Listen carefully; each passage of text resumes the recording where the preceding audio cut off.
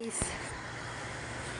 Hello guys, gagawa ako ng ngayon, ng downy at saka titimplahin ko yung order kong downy at saka sabon sa washing. Ayan, tinitimpla ko guys ha. Ayan o. Ito yung downy. Ito yung sabon. Kasi, isa magpabili ako ng ayan. Oh, diba? Ayan o, ang ganda o. Ano pa siguro to 3 hours pa bago ko isalin para maganda ang niya, parang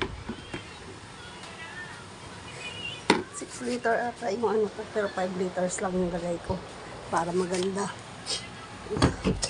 masyado malapot para talagang mabisa. Diba yan, hanggang mamaya pa yan. Panggamit lang naman namin yan. Sabi lang ako nang bili ng powder. Ang lakas ng powder. Tawag nito. Sa may kulay. Pero liquid, maganda. Siguro. Nakagamit na rin naman dati ako nito. Ganda naman. So, yan, malapit na itong daw. Tapos, hindi ko pa tapos linis siya, no. Hahakutin ko pa yung tubig kasi papalitan ko ng tubig. Init dito sa amin kaya kailangan palagi may tawag nito, may tubig yung pool para pag nainitan, swimming. Pagkatapos mag-swimming, yan, kwarto katabi. kwarto na kaagad yan, no. Tulog na lang kaagad. Yan. Yan lang ang namin. Tapos, ayan, nakapagligpit na rin naman ako ng lamisa at saka yan.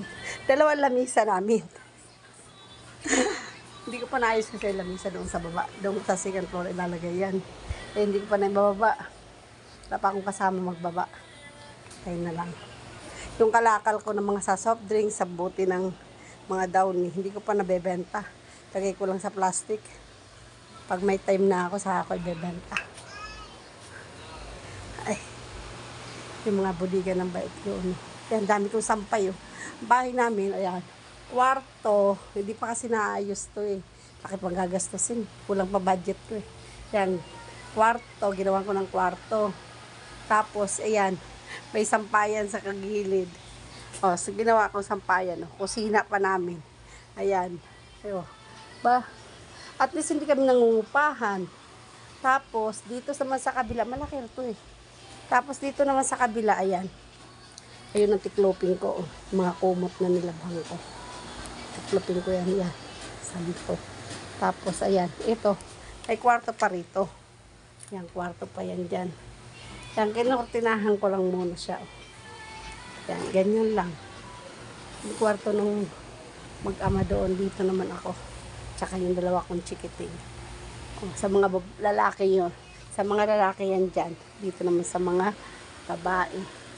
Diba? Ganyan lang bahay namin. Kaya lang, syempre, madami rin ligpitin. Yan, hakutin ko pa, tingnan mo. Kahapon nila yan na tubig. Kagabi na pinabiguan. Ngayon, tatanggalin ko naman. Papalitan ko naman. Ang dumi na, Ang bilis magdumi. Mga paan ng mga bata. Mga bata kasi naliligo dyan. Mamaya, pagpalit ko ng tubig yan, ako muna maliligo. Diba? Sige, tapusin ko muna tong aking ginagawa para mabilis. Isalin ko lang siya sa mga bote. Tapos, mag-umpisa naman ako maglaba, guys. Yan, pahinga. Sobra init dito sa amin. Buti nga may sampay para hindi, tawag dito, na babawasan ng init. Yan, kanya kalakad bahay ko. Pero may swimming pool. Ang kwarto katabi, ang swimming pool. Kusina, magkatabi. Tapos, dito naman sa kabila, ganun din. Tingnan, may puting ko Yan. Hindi pa kasi nagagawa ng kwarto. Malaki sana yan. Kasi hindi pa naayos. Wala pa kami budget. Naubos. Maghanap buhay pa uli para pang budget dyan sa gawa ng kwarto. Bala ko dyan yung yung ganyan na papawilding ko lang sa gagawin kong kwarto. Plywood. Yun lang. Tapos lagyan aircon.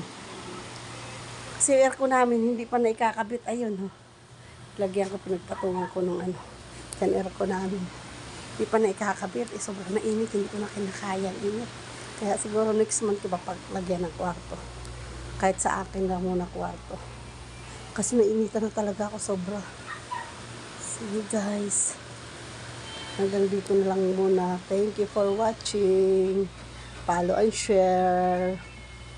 Thank you po. Paki-subscribe naman po yung aking YouTube channel. Thank you po.